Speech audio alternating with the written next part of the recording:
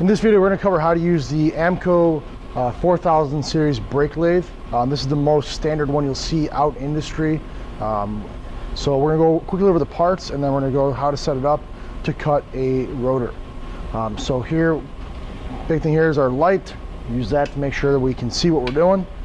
Up and along the back, we have our adapters. So we have our adapters for our older style rotors that have the bearings built into the hub. We have a keyless chuck adapter for the newer style rotors, which we'll go over in a few. These are the backing plates for that, and we'll cover that. We have our wrench for the nuts on our machine. Then we'll get down to our machine itself. This is our twin cutter for cutting rotors. This part right here that has a rotating knob on, this is called the cross feed. It allows the cutter head to move forward and backwards. All the way in the back here, which might be hard to see in the video right now, there's a red lever that pulls forward and backwards. That is the automatic speed control for the cross cutter. Then on this end here, we have our portion for our spindle that moves in and out. This controls for drums. So right now we have this completely locked out so it doesn't move because we're cutting rotors. We don't want this to move. So next, let's go ahead and look at our rotor and see how to set this thing up correctly. So now we have our rotor over here at the bench. We got to prep the rotor first. We have our 3-jaw chuck here. First thing we want to do is we want to figure out what kind of vehicle this rotor is off of. Go on to AllData and check and see what the specifications are for what the minimum thickness of the rotor is, or what's the lowest point we can go on this rotor. Then we're going to take and go ahead and use our micrometer. We're going to go ahead and measure out our rotor thickness to make sure that this rotor can still be able to cut. We can also use digital caliper here. If you go ahead and find, we're at 1.205. Sorry, 1.02.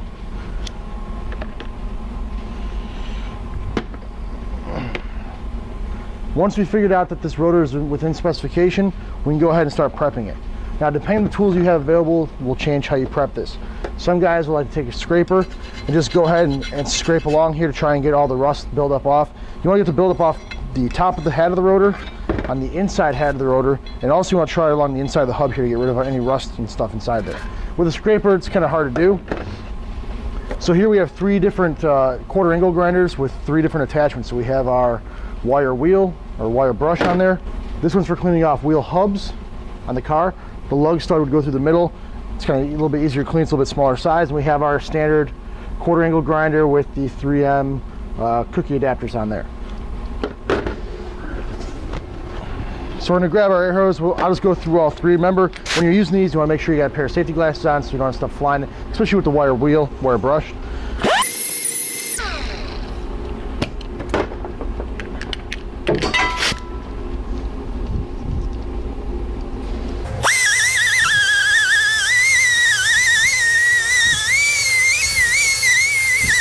Now when you're doing this, you just want to make sure you clean the rotor up. We're not looking to scuff it up so much. We're looking just to get that little bit of surface rust off there so that we make sure this rotor sits very straight on the brake lathe. We'll flip it over to the inside. We're going to clean the inside of the hub. I'll grab the 3M cookie one.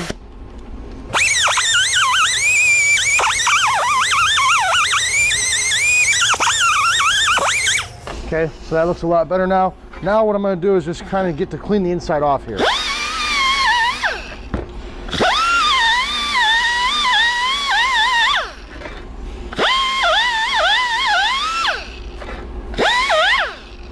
Now this rotor's cleaned off, we can get ready to mount it on the 3-jaw chuck. Here's our 3-jaw chuck. This is the newer style of holding rotors to the brake lathe. By far the easiest method. Okay, it's a 3-jaw chuck, so the 3 jaws will self-center the rotor automatically on there. There's 2 keys on here. There's little arrows. So this arrow here is pointing down towards this side, which is the smaller side, which is what we're going to use for most rotors. So we're going to go ahead and put the smaller side down. We're going to grab our key. So here's our key. It has a spring on here to make sure that when you finish tightening this and you let go, the key comes out, doesn't stay on there, especially if you're making an adjustment while it's on the lathe.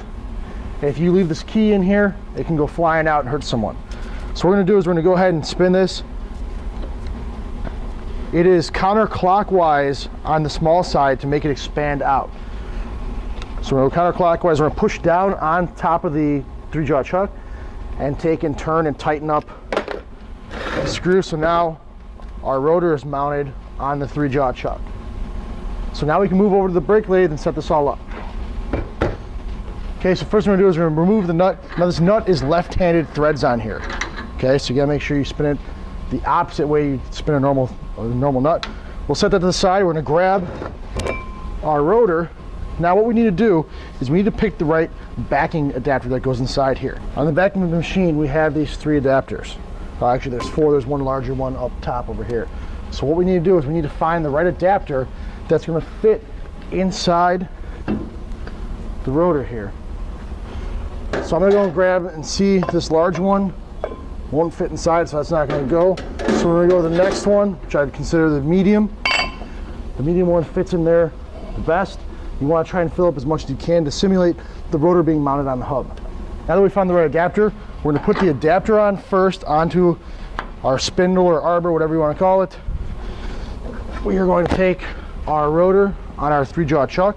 We're going to slide that into place. Then we need to fill up the extra space on the end here. So to do that, I actually have a couple combinations. I have a spacer, metal spacer. Then I have the coupler adapter here that's got the rubber in the middle.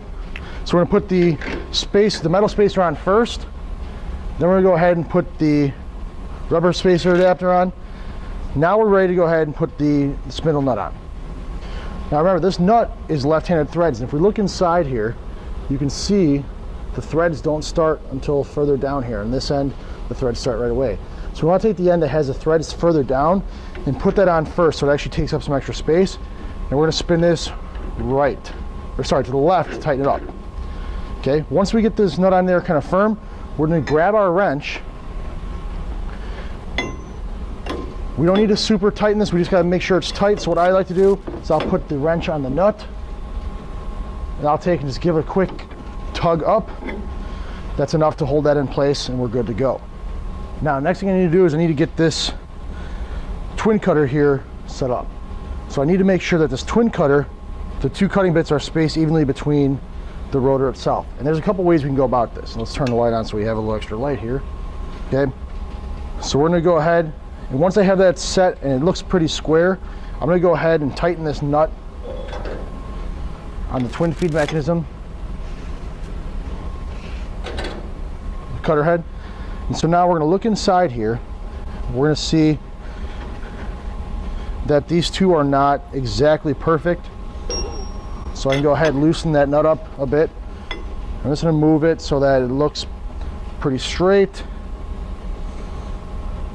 The tool looks pretty straight, and the bits look like they have about even contact on their side. I want to make sure both these bits are in about the same spot. So this looks pretty good right here. Remember, the more time you spend setting it up, the better cuts you're going to get in the overall end here. So now what we're going to do is we're going to rotate the crossfeed handle. Rotate this crossfeed handle, and that's going to cause the cutter head here to move in and out. We're going to move that into about the middle of the rotor. Then we're going to go ahead on the side here. We're going to flip the power on, and that'll turn the machine on. So now our rotor's starting to turn.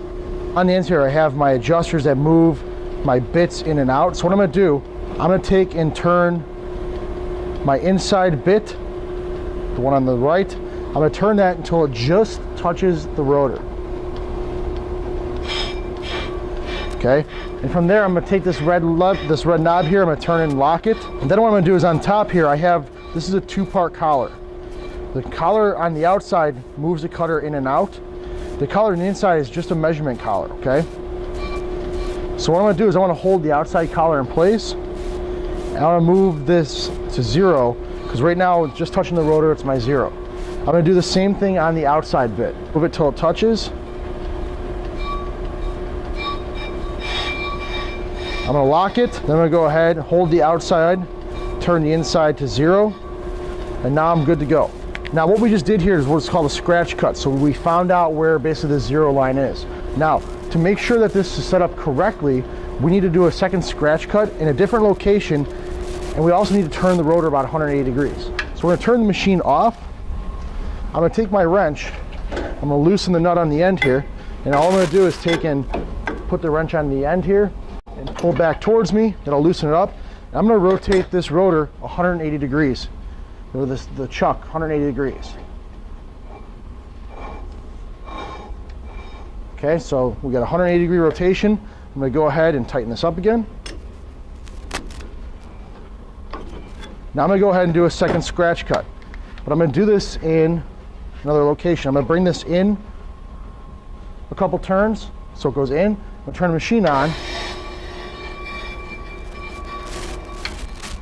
and we'll turn it off. We should look at our scratch cuts. Our cuts should be in the same spots on either side.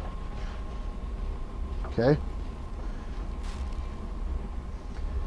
If the cuts are in the same spot on either side, that means that your rotor might not be true, but it is truly mounted to the machine. If your cuts are 180 degrees off from each other, then that means that this rotor is not set up correctly in the machine. You gotta go through and reset the machine. But we're good here, so what we're gonna do is I'm gonna loosen up my red knobs here. And since I'm set to 0, I'm gonna take and back these off. I'm gonna go ahead and back these off to the left to 30 thousandths of an inch.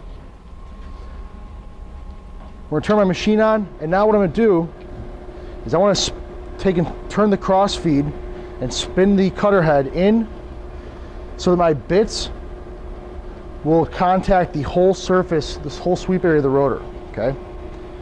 Once I'm in there, I'm gonna go ahead and set my bits to 0,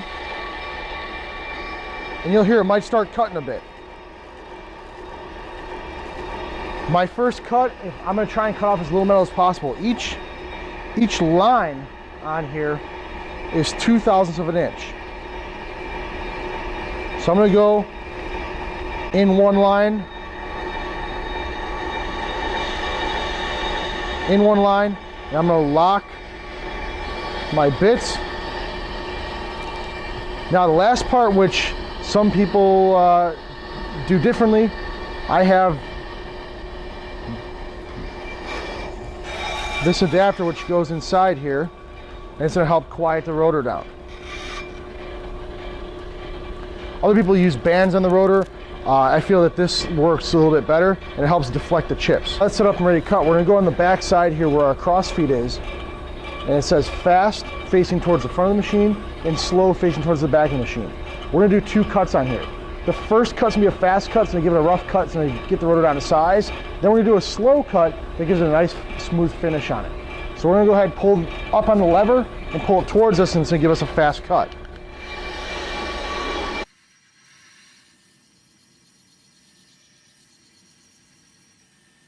What you're looking for on this fast cut is you're looking for an even cut on both sides of the rotor. If you're not getting an even cut, that means you have to go through and cut a little bit more off. If it cuts fine with 2 thousandths of an inch, that's perfect, because then you're cutting out the least amount possible, which is ultimately what we want to do.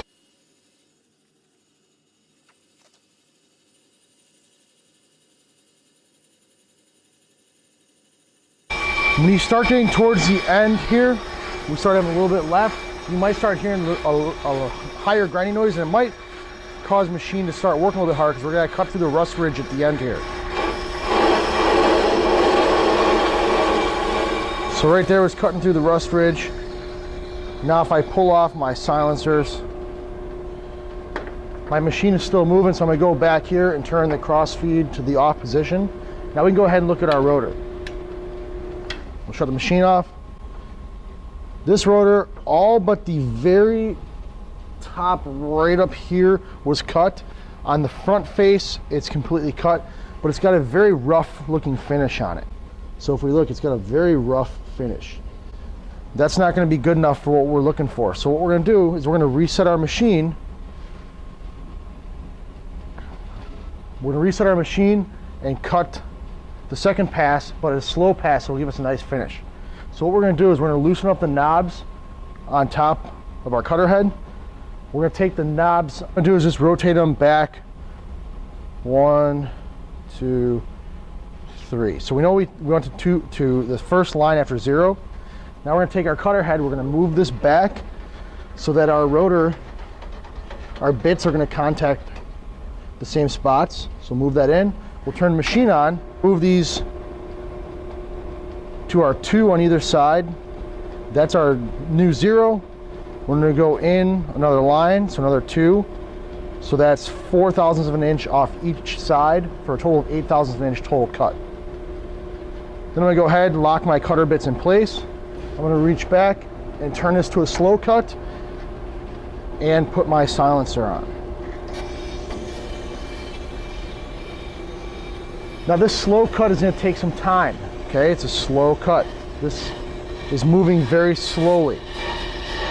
What I suggest is when you're doing a brake job like this, is you take apart one side, you get the rotor, you do the fast cut, then you start the slow cut, you go back to the car, and you do the other side of the car. By the time you get the other side of the car, take it apart, then we can go ahead and bring that other rotor over here. This rotor will be finished. We can set that one up, do the fast cut on it, then do the slow cut, take the other rotor that we just machined back to the car and finish up that side of the car. And then when we're finished with that side of the car, then this rotor will be done and we can finish the job. So it gets the job done a lot quicker. Start to see on here just a little bit, we have our difference in finish. So this finish is a very rough finish. This finish is a lot smoother finish. So we'll go ahead and let this cut. I'll speed it up so we're not sitting here waiting, and then we'll take a look at our finished product.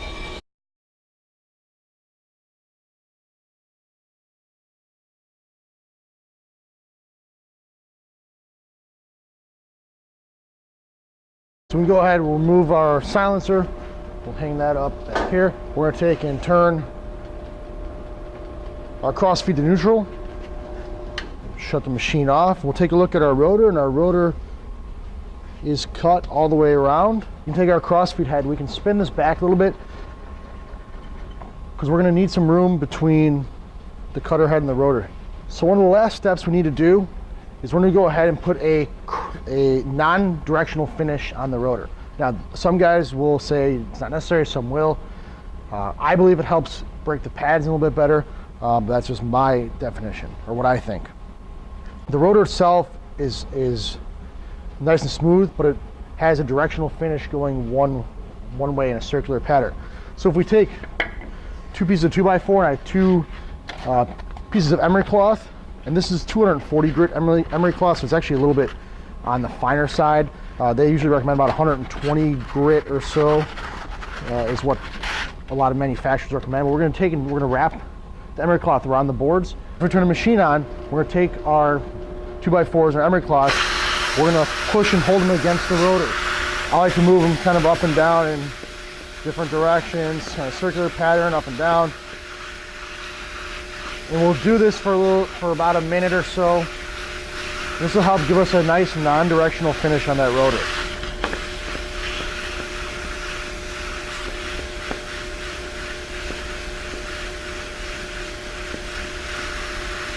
Now make sure you put a little bit of, apply some inward pressure on these. It's a nice way to get a little bit of a workout in. Okay, so you can see we're getting some rub off on here. I'm just going to flip them around to the other side. Get some fresh. Okay, so after we're done, we'll set those to the side. Turn our machine off. We have a nicer non-directional finish on here. The last thing we gotta do is we gotta clean this rotor up. What most guys will do is they'll take some brake cleaner, spray this down, and say it's good enough. The problem is when you're cutting this rotor, you can see the chips that were coming off there. There's a bunch of metal chips right here. All those metal chips can get, some of those metal chips can get kind of inside the rotor here in the grooves that were cut. So what we need to do is actually wash the rotor. Okay, so what we're gonna do is we're gonna take this off. We're gonna grab our wrench. We're gonna put it on here and pull it towards me. We'll take and pull the left-handed threaded nut off.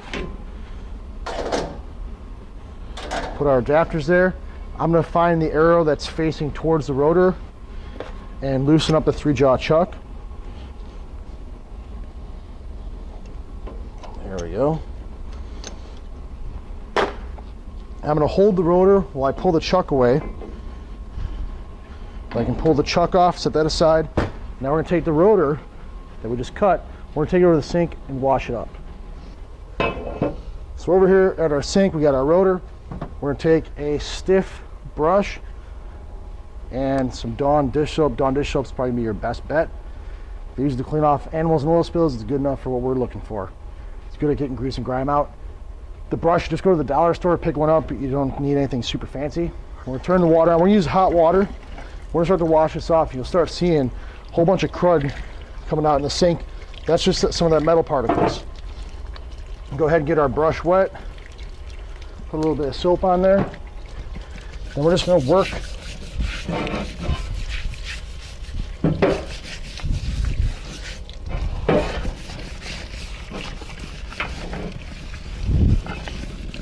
both sides here.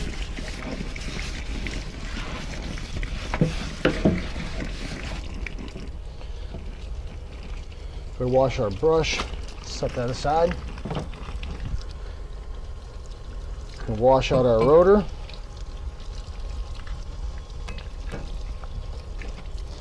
Get all the soap off there.